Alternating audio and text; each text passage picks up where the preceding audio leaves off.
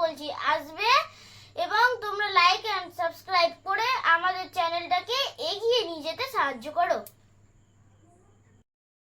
হ্যাঁ, তো আমি তোমাদের সামনে চলে এসেছি ক্লাস 9-এ ভাব সম্প্রসারণ।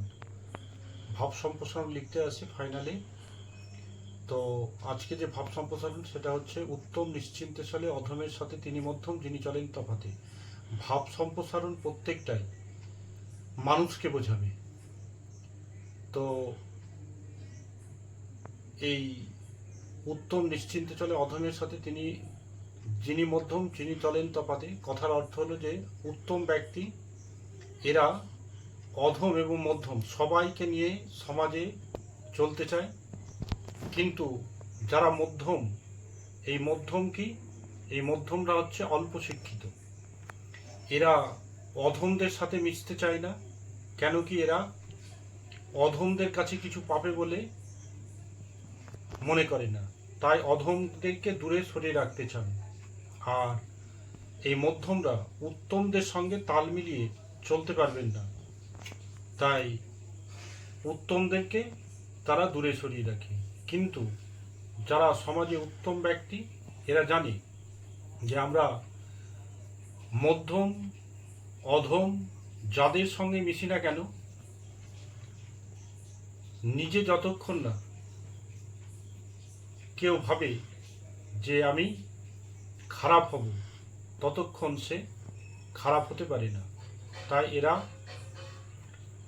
অধম মধ্যম সবাইকে সঙ্গে নিয়ে চলার কি করে চেষ্টা করে, যে অধম এদের সঙ্গে চললেও মিশলেও আমাদের চরিত্র বিনিষ্ট হবে না, এটা উত্তমরা মনে করে।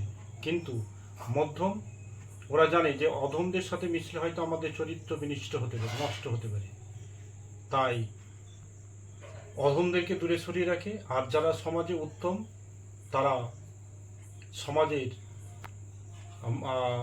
সমাজের উচ্চতর ব্যক্তি, মধ্যমরা ভাবে যে ওদের সঙ্গে তাল মিলিয়ে আমাদের পক্ষে চলা সম্ভব নয়, অতএব তাদেরকেও দূরে সরিয়ে রাখেন। কিন্তু উত্তমরা অনায়াসে মধ্যম অধম সকলের সাথে মিলেমিশে চলতে পারেন। কেন, যে এদের কারো সঙ্গে মিশলে যে নিজের চরিত্র বিনিষ্ট হবে এটা তারা মনে করেন না। তাই এখানে যে ভাব সম্প্রসারণটা বলতে চেয়েছে যে উত্তম নিশ্চিন্তে চলে অধমের সাথে, তার মানে উত্তমরা শিক্ষিত মানুষ, এরা মধ্যম অধম সকলের সাথে মিশে যেতে পারে। কিন্তু এই মধ্যম শ্রেণীর ব্যক্তিরা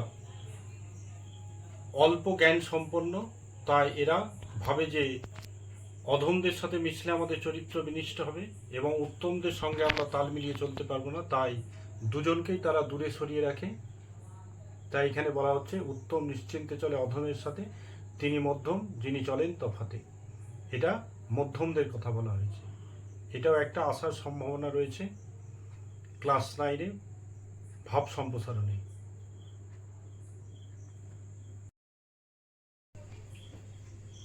হ্যাঁ, তো ক্লাস 9-এর আজকে আরেকটা ভাব সম্প্রসারণ, যেটা হচ্ছে শৈবাল দিঘিরে বলে উচ্চকর শির, লিখে রেখে এক ফোঁটা দিলাম শিশির। এই যে শৈবাল মানে কচুরিপানা আর দিঘি মানে পুকুর, বলছে শৈবাল এবং দিঘিকে নিয়ে, কিন্তু এটা বলছে মানুষকে উদ্দেশ্য করে। তো শৈবাল কি বলছে দিঘিরে, শৈবাল দিঘিরে বলে উচ্চকর শির, লিখে রেখে এক ফোঁটা দিলাম শিশির।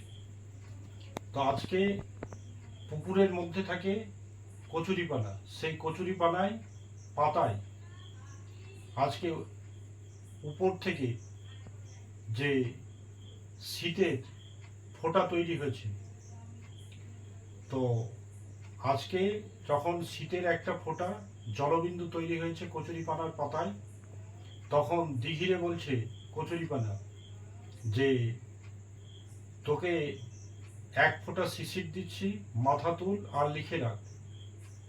তো কে বলছে এটা কচুরিপানা, কাকে বলছে, দিঘিকে। তো এই যে দিঘি এবং কচুরিপানা, এই দুই ধরনের মানুষ আছে আমাদের সমাজে। যেমন দিঘি বলতে কারা আর কচুরিপানা বলতে কারা। কচুরিপানা বলতে যেটা বোঝাচ্ছে সেটা হচ্ছে ক্ষুদ্র স্বার্থপর স্বার্থান্বেষী মানুষদের কথা। এরা মানুষের অল্প উপকার করে, এরা অন্যের ধার নিয়ে বেঁচে থাকে। আর কাউকে যদি কোনোদিন কারো একটু উপকার করে, তাহলে এরা ঢাক ঢোল নিয়ে বেরিয়ে পড়ে যে অল্প করে উপকার করে অল্প, কিন্তু এরা প্রকাশ করে বিশাল করে। এই হচ্ছে এদের অভ্যাস। কিন্তু কচুরিপানা যদি একবার ভাবতো যে ওই দিঘির মধ্যে আমি বড় হয়েছি, সেই দিঘি আমাকে ছোট থেকে লালন পালন করেছে, কিন্তু আজকে যে শীতের জলবিন্দুটা তৈরি হয়েছে কচুরিপানায় পাতায়, তো আজকে যখন দিঘিকে বলছে যে মাথা তোল, তোকে 1 ফোঁটা শিশির দিচ্ছি, তুই লিখে রাখ, কিন্তু সেই কচুরিপানা কি ভেবেছে যে দিঘি এতদিন ওকে যে ধারণ করেছে, তার মধ্যে দিঘির মধ্যে ছোট থেকে বড় হলো, তো দিঘি তো তার কাছে কোনোদিন কিছু চায়নি। তো এখানে যেমন বোঝাচ্ছে যে দিঘি হচ্ছে আমাদের সমাজের উদার মনের মানুষ, যারা উপকার করলেও জনে জনে জনে জনে তারা প্রকাশ করে না।